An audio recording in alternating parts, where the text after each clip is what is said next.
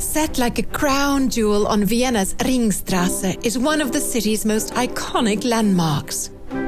The Austrian National Museum, or Kunsthistorisches as it's known in German. A haven for the curious, its lavish marble stairs lead to gallery after delightfully intriguing gallery. The resplendent halls filled to the brim with one of Europe's premier collections. It's an unending feast for the eyes. Commissioned by Emperor Franz Joseph I in the late 19th century, the museum is home to works of Raphael, Tintoretto and Caravaggio, giants of the Italian Renaissance. Dutch masters are found here too: Bruegel, Rubens, Rembrandt, and of course Vienna's own secessionist legend, Gustav Klimt. The opulent settings in which the paintings and sprawling murals have been placed are vivid reminders of the Habsburg's dynasty at its zenith. Canvases throughout the museum tell the story of the significant periods of Western art. It's a spectacular cultural legacy that has long been a source of pride for the Austrian people.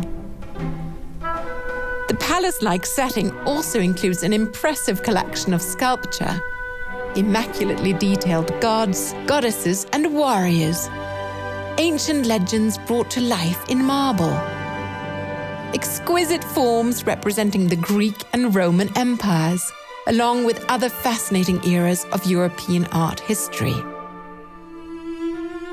While the grand displays are utterly breathtaking, the museum's delicate gold works are long-admired masterpieces, rich in infinitesimal details, including the Salt Cellar, an inspiring work from the hands of Italian Renaissance master Benvenuto Cellini. Austria's National Museum will delight and surprise you. From its 19th century origin as a place to share the expansive art collections of the House of Habsburg, the palatial Kunsthistorisches has grown into one of the largest and most important museums of its kind in the world. A rare treasure that shouldn't be missed. Hello and welcome to the Kunsthistorisches Museum. My name is Daniel Uchtmann and I'm very happy to meet you here virtually, but I will ask you, and I would be very happy if you come with me to the various collections and especially to the picture gallery. This is a former imperial collection. Every single object was commissioned, bought and collected by members of the Habsburg family, the ruling dynasty in Austria for more than 700 years. They were the ruler about the Austrian countries, but also emperor of the Holy Roman Empire. And so this is a former imperial collection. Only the best was good enough for the Habsburg to collect. We have a lot of collections. For example, the art chamber, the Kunstkammer, the biggest and most important collection of its kind in the world. We have also a collection of Greek and Roman and Egyptian antiquities. We have a collection of arms and armories, coaches and carriages. This museum was erected between 1871 and 1891. We have two architects here, Karl von Hasenauer and in his time the most and best known German architect Gottfried Semper, originally from Hamburg but living in Switzerland. He came to Vienna to erect this magnificent architecture.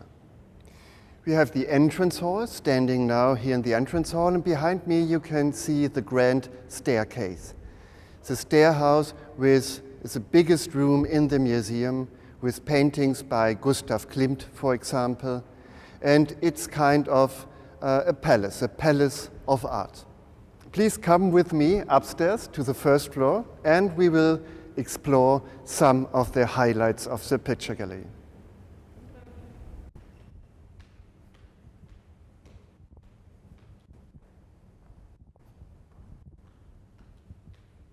This is one of my favorites. It's a Flemish baroque painting from the 17th century, around the middle of the 17th century. We are here in the last years of the 30 Years' War. It is painted by Jacob Jordaens, a Flemish painter, collaborator of Pieter Rubens. And he's one of the most favorite painters in his time in the southern Spanish Habsburg Netherlands. And this is a private party we can see here. A party on the 6th of January, Epiphany, and the day of the three kings, the three magicians. And we can see it's a good party. They have a lot of fun.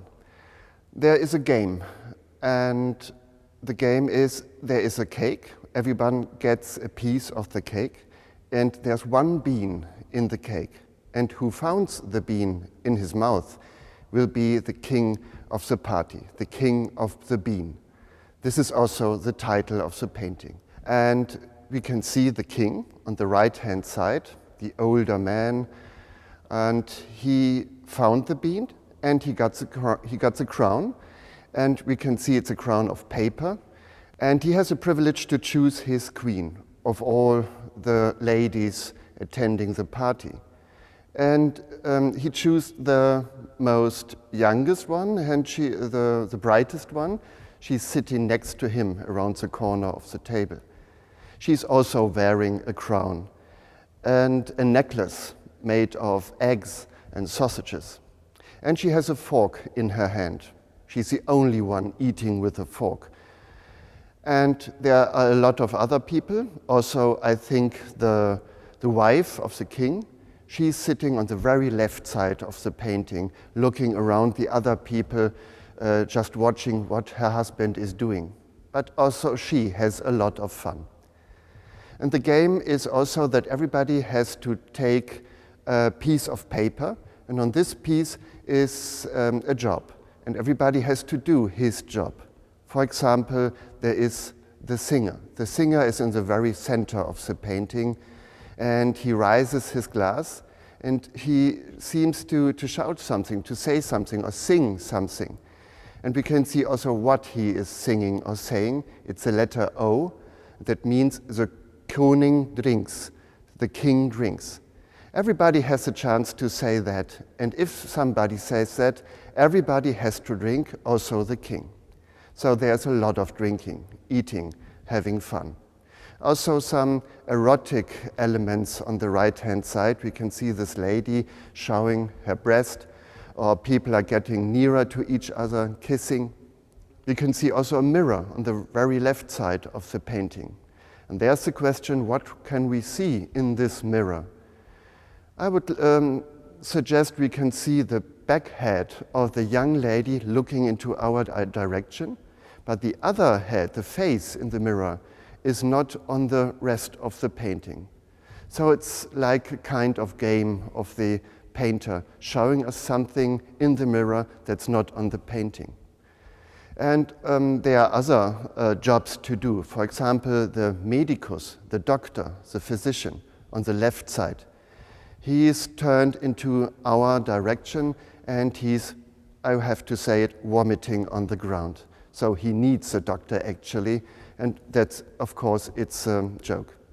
There's also a little girl drinking wine, and next to her a dog sniffing and looking to her. A dog can be a symbol of senses, because the painters just not try to do something just to watch to, but also to deliver other senses like eating, touching, and hearing. And there's also a cat on the right-hand side, just below the king, a little bit separate from the other figures and also from the dog. The cat seems to be a little bit grumpy. And I will come back to the cat in a minute. If we look to the center of the painting, above at the wall, we can see a Latin speech. And translated to English, it means, nobody is more similar to a fool than the drunkard. This little sentence was made by a Flemish author of this time, very popular author in this time, and his name was Jacob Cats. So the cat, the grumpy cat, is Jacob Cats himself. separate from every other figure and really grumpy, and that means he's not okay with this party, how it's going on. This painting was made in the 30 Years' War, a time of cruelty, death and hunger. And this painting is also, in this case, a symbol of having fun, to enjoy life. But on the other hand, it's also, it has a morality, a moral sentence, because it says, don't do it too much, be modest. We are in the middle of a war, so you can enjoy your life, but just be modest. It's a very huge painting. It could be that it was a public painting, seen by a lot of people. Jacob Jordaens made several paintings of this topic. This is the biggest one, enlarged while he was working on it. And it came into the collection of the Habsburgs, into the collection of Archduke Leopold Wilhelm. He was the stadtholder of the southern Netherlands in the middle of the 17th century, and he was also the most important collector of this picture gallery. We are going to the next room, to the next painter. His name is Pieter Paul Rubens. He is the master in the 17th century, not just in the Netherlands, but in whole Europe.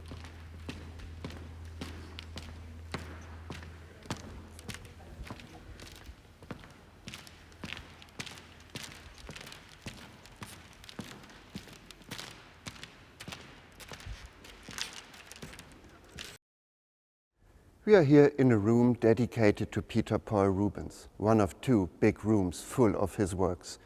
We have here in Vienna the highest number of works by Pieter Paul Rubens. He is by far the most important painter and artist in the northern part of Europe in the 17th century. He's the baroque painter. He was never in Vienna, but we have so much works by him here because he was court painter to the regions of the southern Netherlands, to the Habsburgs. And his works are not just here in the Kunsthistorisches Museum, in the former imperial collection. His works are also in the Academy of Fine Arts, in the Albertina, and the princely collection of Liechtenstein. I would like to show you two paintings by him. The first one is the very famous head of the Medusa. It's one of the favorites here in the museum because it's so scary. It's just the head, not the story. So it's more a still life of this myth. We can see the head and a lot of snakes coming out of the head. She was in former times very beautiful, the Medusa, but a goddess punished her. Her look is deadly. Who looks in her eyes will become stone. And that means she's also very alone, isolated. And that makes her angry. And she must have been surrounded by a lot of statues, by former men and animals. It's like a statue garden. So it's also a myth of art itself. And the point is, if you look to this painting, you should be surprised by what you can see. You should not learn anything about the story, but it's a surprise and the shock if you look to the painting. We have also a myth here in the museum that says that this painting was covered by a curtain and it was in the office of the Director General. Let's say at the beginning of the 20th century, but nobody knows really certainly. And if you wanted to see this painting, you have to make an appointment with the Director General. You come into the office and you have to put away the curtain. And then you are very near to the painting, and that must have been a shock for the people at that time. Now we go to the next room, also full of works by Pieter Paul Rubens, and I would like to show you the master himself and his wife.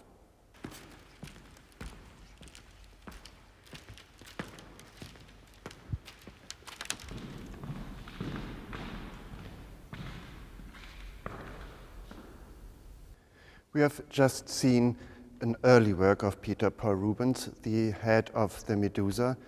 Now here in the next room we have later works by him. Also a self-portrait. his very last self-portrait. He was born in 1577 in the German city Siegen and died in 1640 in his beloved hometown Antwerp. He was, at the occasion of his death, the most popular and the most wealthy artist in his time. He was married twice. His first wife died in 1635, and after 4 years he married again. And we can see the couple here more or less next to each other on the wall. On the right-hand side we have the master, and on the left we have his wife, his young wife, Helene. Helene was 16 when she married Rubens, and he was 53. But nevertheless, it was really a great love story. She was his muse. She appeared almost in every painting he made. And this is the last self-portrait of Pieter Paul Rubens, just 2 or 3 years before he passed away. And in almost the same time, he also made this portrait of his young wife. It's a very unusual portrait because she's almost nude, and everybody knows her and how she's looking. And so it is a really private painting. I suggest not hanging in the dining room of the house of Pieter Paul Rubens. It is in the sleeping room, a private painting. And she slips into the role of a goddess, the goddess of love, Venus, Aphrodite. We can see one arm is around the breast and one arm in the middle of the body, and that's a typical pose of Aphrodite. And he is showing his own wife as a goddess of love, and that's a compliment. It's not just the goddess, she's also slipping into roles of the Bible, of the Old Testament. There is Susanna or Bathsheba, and both are stories about young women taking a bath, and also of voyeurs, of old men looking to them. And we are in the role of the old man of the Bible. We are looking to the young Helene. Originally, on this painting, there was a basin with water. She was going to take a bath. But Pieter Paul Rubens decided to cover this basin, just showing the red pillow. It seems that she is turning around. If you look carefully to the sleeve, we can see this sleeve is not just hanging down, it's in the air. That means she's turning around. And that also means this is the last second we can see her in her full beauty. And the next second she will turn around and we will just see the back with a coat, with a fur. So it's also a symbol of vanity. Everybody went older and everybody is going to die. But this painting is an everlasting symbol of beauty and love. We have seen paintings from the 17th century. Now I would like to accompany you to a next room with paintings from the 16th century, and we will switch to Pieter Bruegel the Elder, also one of the most important painters we have here in Vienna.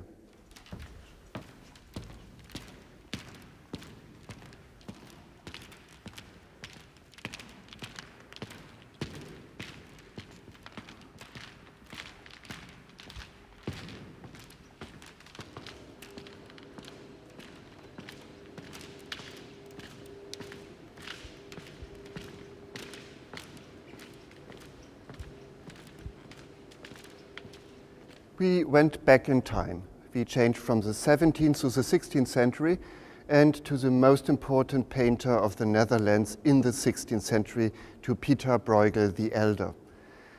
We have here in this room the biggest collection of his paintings. A third part of his oeuvre is here in this room. This makes this room so precious and so important, also to all the visitors from all the world.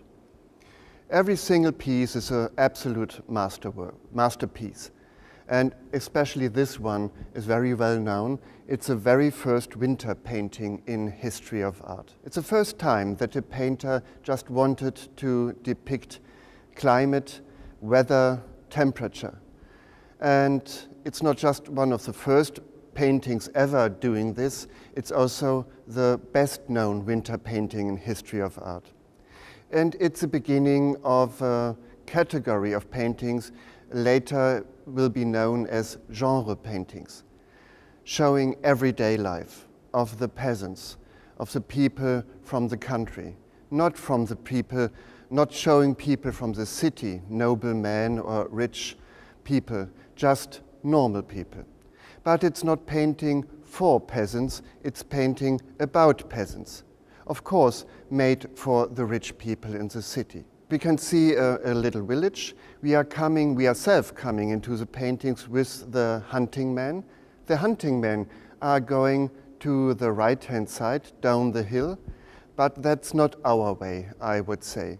I don't know this way. I would hurt myself and slip. My way is along the houses and between the houses and the trees down to the village. I can pass the little village.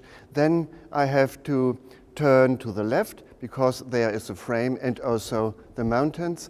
And my target is the city at the frozen sea. It's so cold that also the North Sea is frozen.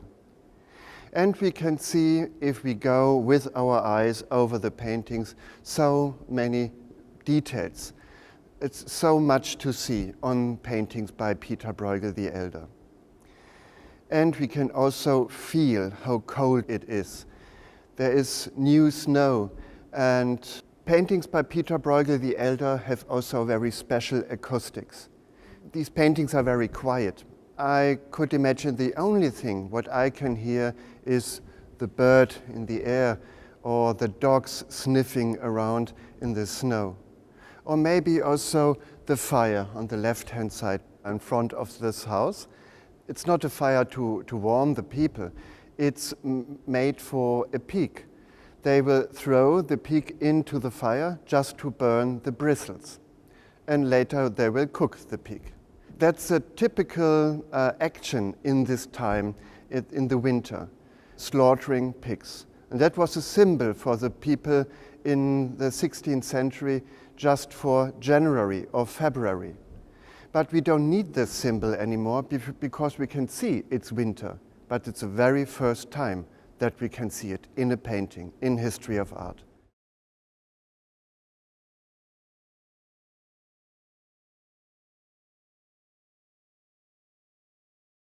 We are here in the center of this architecture in the museum, in the Kunsthistorisches Museum, in the dome, the cupola. And if we look above, we can see portraits of the members of the Habsburg family, beginning with Maximilian I in the 16th century and going around through the centuries to the 19th century to Emperor Franz Joseph, who commissioned this building.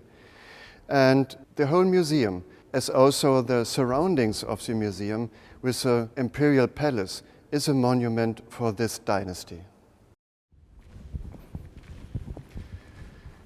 We are now in Italy, in Rome, and we have a look to a painting by Caravaggio. He lived around 1600, and he's kind of a founder of the baroque painting. He revolutionized the art of painting. Before his time, we have the mannerism, the late Renaissance, almost the whole 16th century. That means art and paintings were very complicated and had strange colors. And he took the art of painting down to earth again. He wanted the people to understand his paintings at first sight. And he had a very realistic style of painting. He achieved it in reducing the color, and he also painted in a way of light and darkness, of light and shadow. So we have the impression that these paintings are very, very realistic, like photos since the 19th century. The biggest of our three paintings by Caravaggio is this one, the Madonna of the Rosary, painted around 1608. We can see also the commissioner of the painting on the left side as an assistant to the saint, Saint Dominic. But we don't know who is the commissioner. We just can see him, but we don't know his name. Beneath the divine, we can see also normal people kneeling on the ground, wanting to take part of the rosaries given away by Saint Dominic. And we can see they have dirty feet. This is an altar piece made originally for a church or a big chapel. But this altar piece, this painting was never installed in a church in Italy. Below this painting would be the altar of a church.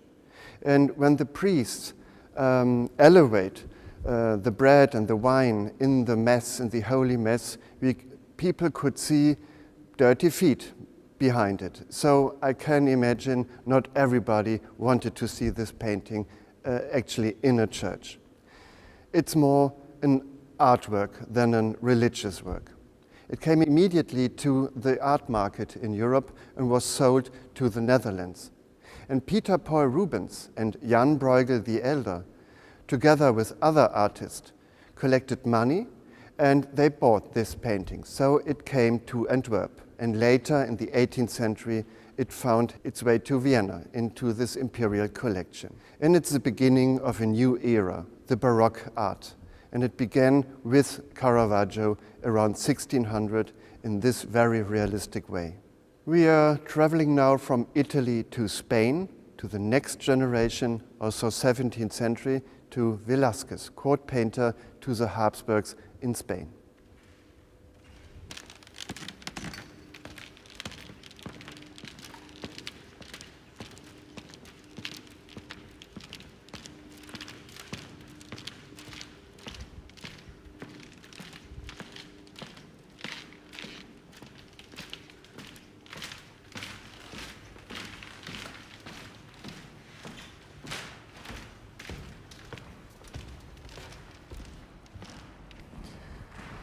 Diego Velázquez was court painter to the Spanish king, Philip IV, Habsburg himself.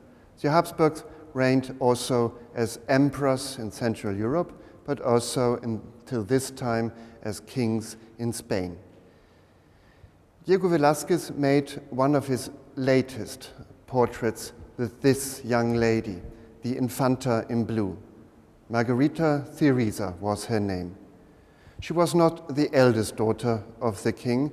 The eldest daughter married the King Louis XIV of France. But the second daughter was promised to her own uncle, Emperor Leopold I, here in Vienna. This painting was made for her uncle, just to get an impression who is going to marry. We see a little girl at the age of 8 years, but she seems to be older, almost like an adult. It's not the person herself that is important here. It's just an infanta, a princess. So she seems to be an adult, but she's in real a kid. This painting is one of the latest works by Velasquez, just finished in the year before he passed away. And it was a very private painting, not for a gallery, just for the family. It's a family portrait. On the one hand, we have heirs to the throne, we have princes and princesses. But on the other hand, we have also little human beings with own feelings. Not the happiest one, but they have to appear like an adult. This makes this art very, very personal on the one hand. On the other hand, it's stately art for showing the world and the family the future empress. It's one of the masterpieces here in this collection, and also one of the masterpieces of the whole Baroque art. The Impressionists loved this kind of brush stroke because they learned from it how to do their painting in the middle and the second half of the 19th century. So Velasquez became an idol of the Impressionists in France. This young lady was only 16 when she was married to her uncle, Emperor Leopold I. She gave birth to 5 children in every year of her marriage, and she died in the age of 21. only one daughter survived and grew up and married to Bavaria. Ladies and gentlemen, this is the end of the tour. I thank you very much for listening, for your patience, and I thank you for accompanying me through this great gallery here in Vienna. Have a nice day. I hope you will have the chance to come to Vienna to visit this museum one day, sooner or later, in person. I would be delighted to welcome you here and to meet you here in person. Thank you very much and have a good day.